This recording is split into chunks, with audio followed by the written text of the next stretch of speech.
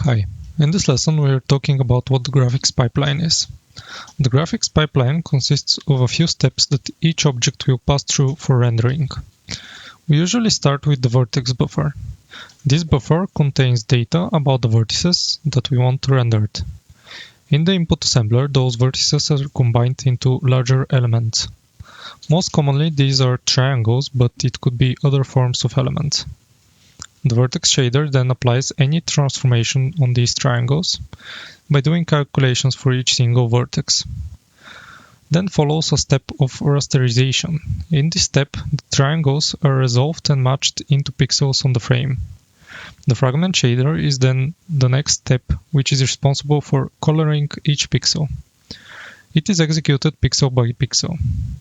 After that, the object passes a color blend. In this step, it might combine the colors with previously drawn things on the frame. And finally, we have the frame. The two shader stages are programmable.